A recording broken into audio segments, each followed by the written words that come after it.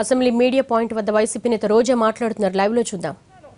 నీకు రాజకీయ భిక్ష పెట్టిన ఎన్టీ రామారావు గారికే మైక్ ఇవ్వకుండా ఇదే అసెంబ్లీలో కళ్ళ నీళ్ళ పర్యంతం ఆయన బయటకు వెళ్ళిన దృశ్యాలు ప్రజలు ఇంకా మర్చిపోలేదు.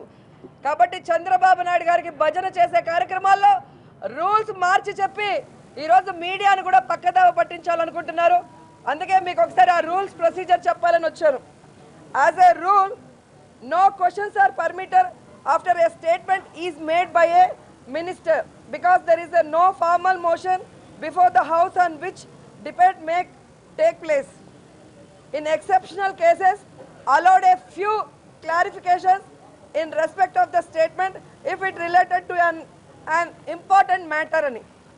దానికి ఆయన చదివింది ఏంటంటే, స్పీకర్ గారు యాక్చువల్గా ఆయన 4 లైన్లు చదవాలి, కానీ 2 లైన్లు వాళ్ళకి అనుకూలంగా లేదు కాబట్టి వదిలేసి మిగతా 2 లైన్లు చదివారు. కాబట్టి 4 లైన్లు చదువుతాను, ఒకసారి వినండి. Instead of asking questions then and there, it is open to members to raise discussion on a minister statement by table a suitable notes. ఇది వదిలేస్తారు, ఇది మాట్లాడలేదు, వాళ్ళు చెప్పలేదు, జగన్ గారిని చెప్పనివ్వలేదు. స్పీకర్ గారు చెప్పింది ఏంటంటే, when the statement is on an important matter, discussion may be allowed on the same day on which the statement is made. మేము నోటీస్ ఇచ్చి ఓకే చెప్పిన తర్వాత వాళ్ళు స్టేట్మెంట్ ఇవ్వచ్చు అని మేము అనుకొని వాళ్ళకి ఇస్తే కానీ వాళ్ళు చేయడానికి లేదు. ఎందుకంటే ఒకసారి స్టేట్మెంట్ ఇచ్చిన తర్వాత డిస్కషన్ చేయడానికి ఎలాబొరేటెడ్గా అక్కడ అవకాశం ఉండదు, ఏదో ఒక ఫ్యూ క్లారిఫికేషన్ తప్ప. ఈరోజు సెక్స్ రాకెట్ అనేది ఎంత పెద్ద ఇష్యూ, ఇది మహిళల గౌరవానికి సంబంధించింది, మానానికి సంబంధించింది, వాళ్ళ ప్రాణానికి సంబంధించింది, మానవ హక్కులకి సంబంధించింది. ఈరోజు ఏ విధంగా వీళ్ళు కాల్మని ముసుగులో మరి మహిళల్ని వ్యభిచార కూపంలోకి దించేసి వారి జీవితాలని సర్వనాశనం చేస్తున్నారో దాని గురించి డిస్కషన్ పెట్టి ఇలాంటివి ఆంధ్ర రాష్ట్రంలో మళ్ళీ జరగకూడదు, ఇది ఆంధ్రప్రదేశ్కే తలదించుకునే వ్యవహారం అని చెప్పి నిన్న పొద్దున్న నుంచి గొడవ చేస్తుంటే కనీసం మా గురించి పట్టించుకోకుండా, మేము అడుగుతున్న ఇష్యూ గురించి డిస్కషన్ ఇవ్వకుండా మేము స్టేట్మెంట్ ఇస్తాం అని బుల్డోస్ చేస్తున్నారు. నేను ఒకటే అడుగుతున్నాను, ఈ సెక్స్ రాకెట్లో చంద్రబాబు నాయుడు గారు కానీ ఆయన కొడుకు లోకేష్ గారు కానీ ఎమ్మెల్యేలు ఎమ్మెల్సీలు ఇన్వాల్వ్ అయ్యారు కాబట్టే మీరు ఇవ్వట్లేదు అనేది ప్రజలకు తెలిసిన విషయం. అది కానప్పుడు మీరు ఎందుకు డిస్కషన్కి ఇవ్వలేదని నేను అంటున్నాను. నిన్న లిస్ట్ ఆఫ్ బిజినెస్లో ఎక్కడా కూడా అంబేద్కర్ గారి ఇష్యూ లేనే లేదు. అది ఈరోజు పేపర్లో కూడా పబ్లిష్ చేయడం జరిగింది. మొదటి వాయిదా అప్పుడు అడగలేదు, 2వ వాయిదాలో కూడా ఏం చేయాలో అర్థం కాకుండా ఈ సెక్స్ రాకెట్ కాల్ మనీని డైవర్ట్ చేయడం కోసం బయట అయితే రాష్ట్రం మొత్తం దాడులు చేసి కన్ఫ్యూజన్ క్రియేట్ చేసి అంతా కూడా ఒకటే అన్నట్టు ప్రజల్ని నమ్మించాలన్న ప్రయత్నం చేశారు. కానీ అసెంబ్లీలో అన్ని నిజాలు బయటపడతాయన్న భయంతో వాళ్ళు ఏ విధంగా నిన్నటి నుంచి తప్పించుకుంటూ అంబేద్కర్ గారిని తెర మీదకి తీసుకొచ్చారో మీ అందరూ కూడా చూశారు. అంబేద్కర్ గారు కులాలకి మతాలకి అతీతంగా అందరికీ కూడా న్యాయం చేయాలని రాజ్యాంగాన్ని రూపొందిస్తే ఆయన జన్మదినం రోజు కానీ ఆయన మరణించిన రోజు కానీ ఆయన రాజ్యాంగాన్ని రచించిన రోజు కానీ ఏ రోజు కూడా వాళ్ళు వేడుకలు చేయకుండా ఈరోజు ఈ సెక్స్ రాకెట్ నుంచి తప్పించుకోవడం కోసం 2వ వాయిదా తరువాత నిన్న మధ్యాహ్నం మరి ఇది తెర మీదకి తీసుకొచ్చారు. పోనీ వాళ్ళు ఏమైనా అంబేద్కర్ గారి గురించి ఏం మాట్లాడారో మీరు చూశారు.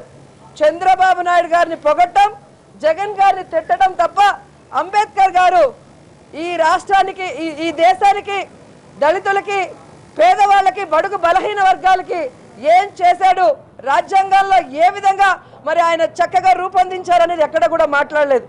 ఈరోజు రాజ్యాంగాన్ని గౌరవించని చంద్రబాబు నాయుడు, రాజ్యానికి తూట్లు పడిచే చంద్రబాబు నాయుడు గారు అంబేద్కర్ గారి గురించి మాట్లాడుతుంటే చాలా హాస్యాస్పదంగా ఉంది.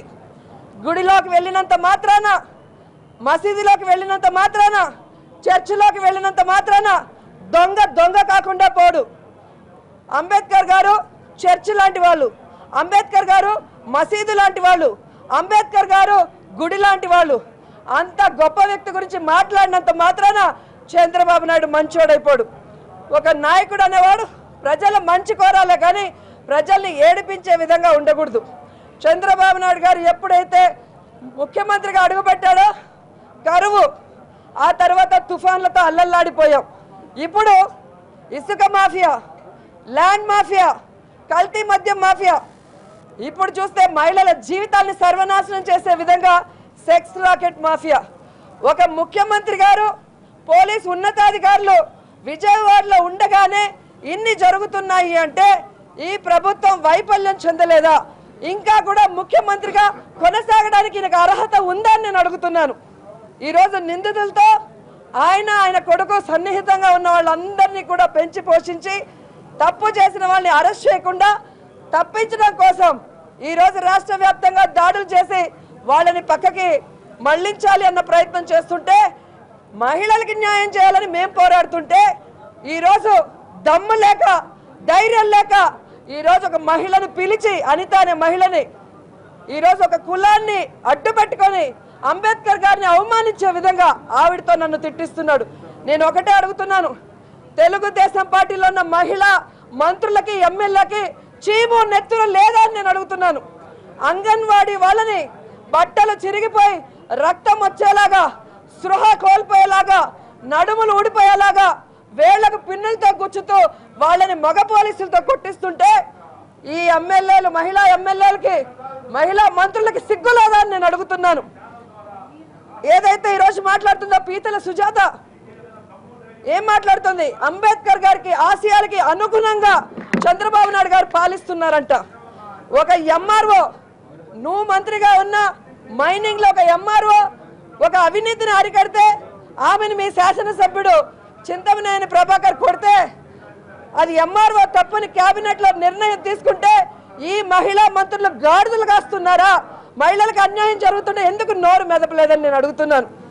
ఈరోజు అనిత గారు నేను అడుగుతున్నాను, ఈరోజు చంద్రబాబు నాయుడు గారు మిమ్మల్ని అడ్డం పెట్టుకొని మమ్మల్ని రౌడీలు అంటున్నారే, మేము అడిగింది ఏంటి? మహిళల్ని, అమాయకుల్ని, పేదవాళ్ళని, దళితుల్ని, బీసీల్ని వాళ్ళకి అప్పులు ఇచ్చిన ముసుగులో వాళ్ళని వ్యభిచారాల్లోకి దించుతుంటే న్యాయం చేయండి అమ్మా అని మేము అడుగుతుంటే వాళ్ళు మాట్లాడిన మాటలు మహిళలు సిగ్గుతో తలంచుకోవాల్సిన విషయం. ఈరోజు మహిళల గురించి మేము మాట్లాడుతూ పోరాడుతూ ఉంటే స్పీకర్ గారితో చంద్రబాబు నాయుడు గారు అంటారు, ఈ సభలో అల్లరి చూస్తుంటే తల దించుకోవాలి అంట. చంద్రబాబు నాయుడు చేసిన ఓటు నోటు కేసు కానీ, ఇసుక మాఫియా కానీ, ఈరోజు సెక్స్ రాకెట్ కానీ ఇవన్నీ చూస్తే తల ఎక్కడ పట్టుకోవాలో చంద్రబాబు నాయుడు గారు ఈరోజు అందరికీ చెప్పాలి. ఈ రాష్ట్ర పరువు సర్వనాశనం చేస్తున్న చంద్రబాబు నాయుడు ఇంకా ముఖ్యమంత్రిగా కొనసాగే అర్హత లేదు. ఎందుకంటే ఈ రాష్ట్రం ఈయన సొత్తో, వీళ్ళ నాన్న సొత్తో కాదు. ఆయన ఏమైనా చేయొచ్చు, ఎంత చెడ్డ పేరైనా తేవచ్చుని. ఈ రోజు ఓటు నోటు కేసులో నిందితుడిగా ఉన్న చంద్రబాబు నాయుడు అది తప్పించుకోవడానికి కేసీఆర్ తో ఎలా చెడ్డా పట్టాలు వేసుకొని తిరుగుతున్నాడో అందరికీ తెలిసిన విషయం. ఈ రోజు నారాయణ కాలేజీలో ఇంతమంది చనిపోతుంటే అతన్ని శిక్షించకుండా అతనితో చెడ్డా పట్టాలు వేసుకొని ఎట తిరుగుతున్నాడో మనం చూస్తున్నాం. ఈ రోజు వనజాక్షిని కొట్టిన చింతమనేనికి పనిష్మెంట్ ఇవ్వకుండా అతన్ని వెనకేసుకొని వస్తుండడం మనం చూసాం. అన్ని తప్పులు చేసి జైలుకు పోకుండా ఎవరి కాళ్ళైనా పట్టుకోగల చీకట్లో చిదంబరం కాళ్ళు కూడా పట్టుకొని తప్పించుకున్న చంద్రబాబు నాయుడు గారు, ఆయన పార్టీ సభ్యులు జగన్ గారి జైలు గురించి మాట్లాడతారు. ఈరోజు జగన్ గారు జైలుకి ఎందుకు వెళ్ళారు? కాంగ్రెస్ పార్టీ పడిపోకుండా నువ్వు విప్పు జారీ చేసి ఆ పార్టీని నిలబెట్టి నువ్వు కేసుల్లో ఇరుక్కోకుండా బయటపడటం కోసం జగన్ గారి మీద ఈరోజు ఎర్రంనాయుడు గారి, శంకర్రావు గారు పెట్టిన పొలిటికల్ కేసులు అవి. ఈ రోజు జగన్ గారు జైలుకు పోయాడని సిగ్గు లేకుండా చెప్తున్న ఎమ్మెల్యేలు మీరు తప్పు చేసి బయట తిరుగుతున్నారంటే అది మీ గొప్పతనం కాదు. మీరు ఎవరి కాళ్ళైనా పట్టుకొని సిగ్గులేని వాళ్ళని దీన్ని బట్టి అర్థమవుతుంది. ఇప్పటికైనా మానవత్వం ఉంటే, మీకు మంచితనం ఉంటే, మీ ఇంట్లో ఆడవాళ్ళు కనుక మీకు కరెక్ట్గా అడ్వైస్ చేయగలిగితే ఇప్పటికైనా ఈ సెక్స్ రాకెట్లో ఎవరైతే తప్పు చేశారో తెలుగుదేశం పార్టీ ఎమ్మెల్యేలు, ఎమ్మెల్సీలు, కార్యకర్తలు వాళ్ళని పార్టీ నుంచి బహిష్కరించండి, వాళ్ళని అరెస్ట్ చేయండి, వాళ్ళకి శిక్ష వేయించాల్సిందిగా మేము డిమాండ్ చేస్తున్నాం. అంతేగాని ఎప్పుడు చూసినా 10 ఏళ్ల నుంచి జరిగిందని సిగ్గు లేకుండా ఒకే క్యాసెట్ వేస్తున్నారు. 10 ఏళ్ల నుంచి జరుగుతుంటే 10 ఏళ్ళ అపోజిషన్లో ఉండి మీరు గుర్రాలకు పళ్ళు తోముతున్నారని నేను అడుగుతున్నాను. మరి ఆ కాంగ్రెస్ లో ఉన్న 33 మందిని మీ పార్టీలో ఎందుకు చేర్చుకున్నారు? ఈరోజు కాంగ్రెస్ సర్వనాశనం ఈ రాష్ట్రాన్ని చేస్తుంటే మరి గంటను మీ కేబినెట్ లో ఎందుకు తీసుకున్నారు? అప్పుడు కేబినెట్ లో ఉన్న ఆనం రామనారాయణ గారిని కానీ, మరి టీజే వెంకటేష్ గారిని కానీ, అలాగే శిల్పా మోహన్ రెడ్డి గారు కానీ మీరు ఎట్లా మీ పార్టీలోకి తీసుకున్నారు? కాబట్టి అధికారం కోసం ఎలాంటి నీతిమాల రాజకీయాలైనా చేసే చంద్రబాబు నాయుడు చివరికి ఆడవాళ్ళ బతుకులను నాశనం చేసి కూడా అవి తప్పించుకోవడం కోసం అసెంబ్లీలో రౌడీజం చేస్తుంది తెలుగుదేశం పార్టీ అయిన మీరు ఇప్పటికైనా ముఖ్యమంత్రిగా హుందాగా ఉంటూ అన్యాయమైన కుటుంబాలకి భరోసా ఇవ్వండి, ఆ మహిళలకి మరి క్షమాపణ చెప్పండి, తప్పు చేసిన వాళ్ళని శిక్షించి భవిష్యత్తులో ఇలాంటివి పునరావృతం కాకుండా చూడాలని కూడా డిమాండ్ చేస్తూ ఈరోజు గొప్పగా అంగన్వాడీ వాళ్ళకి జీతాలు పెంచామని చెప్పి ఇష్యూని డైవర్ట్ చేయడానికి మీరు చూస్తున్నారు.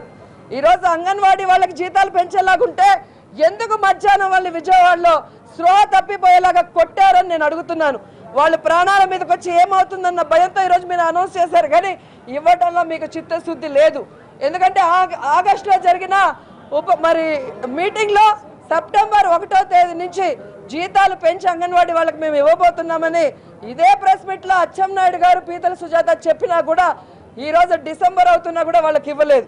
ఈరోజు వాళ్ళు స్పృహ తప్పిపోయి ఏ పరిస్థితుల్లో ఉన్నారో తెలియక భయపడి నెక్స్ట్ బడ్జెట్ సెక్షన్ నుంచి అని తప్పించడానికి మీరు కళ్ళబొల్లి కబర్లు చెప్తున్నారు. మీరు కనుక అంగన్వాడీ వాళ్ళకి పెంచాల్సిన జీతాలు పెంచకపోతే ఖచ్చితంగా మేము వదిలిపెట్టాం. అలాగే సెక్స్ రాకెట్లో ఎవరైతే తప్పు చేశారో వాళ్ళందరినీ కూడా మరి శిక్షించాలి. వాళ్ళని తప్పించడం కోసం రాష్ట్ర వ్యాప్తంగా వడ్డీ వ్యాపారం మీద రైడ్ చేసి అది కప్పిపుచ్చాలని ప్రయత్నం చేస్తే మాత్రం వదిలిపెట్టాం. అలాగే ఇంకొకసారి అంబేద్కర్ గారి ముసుగులో రాజ్యాంగ విరుద్ధంగా పనులు చేస్తూ అంబేద్కర్ గారిని అవమానించే విధంగా పీతల సుజాత గారిని, అనిత లాంటి వాళ్ళని ఉపయోగించి ఈరోజు అసెంబ్లీ అవమానపరిచే విధంగా మాట్లాడకూడదు. కానీ మీకు ఇక్కడి నుంచి కూడా మేము తెలియజేసుకుంటున్నాం.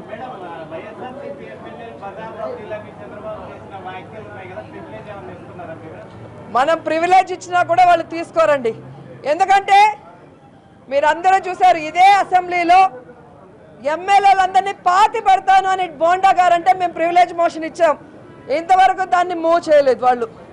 అలాగే బుచ్చయ్య చౌదరి గారు ఒక మహిళని కూడా చూడకుండా నా గురించి మాట్లాడినప్పుడు ఆయన మీద ప్రివిలేజ్ మోషన్ ఇచ్చాం, దాని గురించి కూడా స్పీకర్ పట్టించుకోడు, ఎందుకంటే అపోజిషన్ పార్టీ.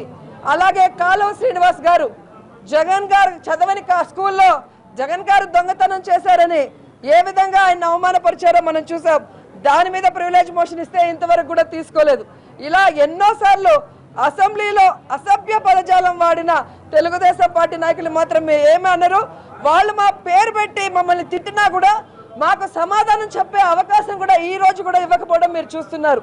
ఇది ఎన్టీఆర్ భవన్ లాగా ఉంది తప్ప ఇది అసెంబ్లీ. ఈ రాష్ట్రంలో ప్రజల ఆశీర్వాదంతో గెలిచి ఇక్కడికి వాళ్ళ కష్టాలను తీర్చడానికి వచ్చిన మమ్మల్ని ఒక కార్యకర్తల కన్నా హీనంగా, ఒక పని వాళ్ళ కన్నా హీనంగా మరి ఏ విధంగా కసురుకొని తోసేస్తూ మైకులు కూడా ఇవ్వకుండా వాళ్ళు రౌడీసం చేస్తున్నారో మనం చూస్తున్నాం. ఈరోజు సైకో సోదిగాళ్ళు ఉన్న సైకిల్ పార్టీ సైకో పార్టీ.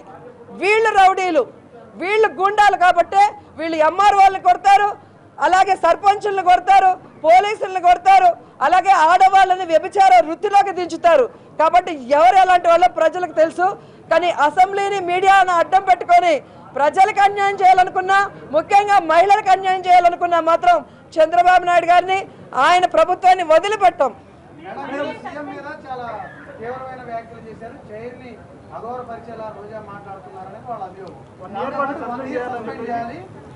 అదే అంటున్నానండి, నేను చంద్రబాబు నాయుడు గారితో ఫైట్ చేసింది ఒకటే ఒకటి. అక్కడ అసెంబ్లీలో మైకులన్నీ కూడా మా కోసం స్పెషల్గా పెట్టారు, అవి మాకు కూడా తెలుసు. మేము ఒకటే కోరుకున్నాం, ఇప్పుడే రూల్ పొజిషన్ చదివాను, దాని ప్రకారం ఒక స్టేట్మెంట్ ఇచ్చిన తర్వాత డిస్కషన్ ఉండదు. ఒకవేళ ఏదైనా ముఖ్యమైన విషయము డిస్కషన్కి వచ్చినా 1-2 క్లారిఫికేషన్స్ చేయడానికి అవకాశం ఉంటుంది. కానీ అదే చెప్తున్నాను, కాబట్టి కుదరదు.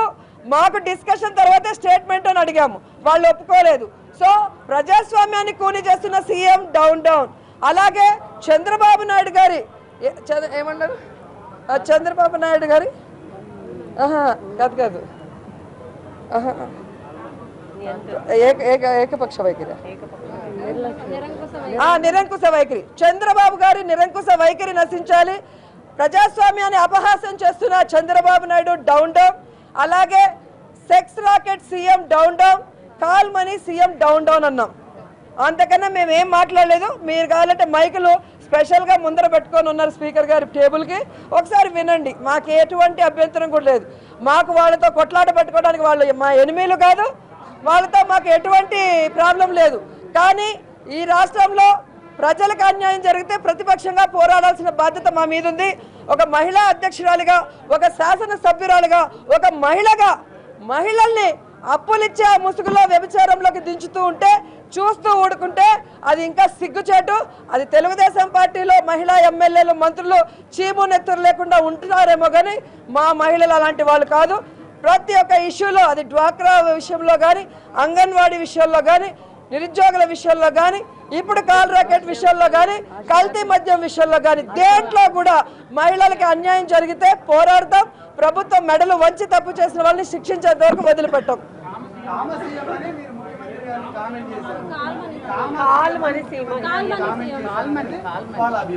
వాళ్ళు చాలా చెప్తారండి, చాలా చెప్తారు. చెప్పే వాటికని చంద్రబాబు నాయుడు గారు నేను అంటున్నా, నాకు భయం లేదు, నేను తప్పు చేస్తే తప్పు చేశానని చెప్తాను. కానీ మిగతా లాగా అబ్బా నాకు ఆ పదం పలకటమే చేత కాదు, అబ్బా ఈ పదం నాకు పలకటమే చేత కాదని నేను ఎప్పుడు చెప్పలేదు. అలా మాట్లాడిన వాళ్ళు మీరు చూశారు. వాళ్ళని ఎవరు మాట్లాడిచ్చారు, ఎందుకు మాట్లాడిచ్చారో మీరు తెలుసుకోవాల్సిన అవసరం ఉంది. అది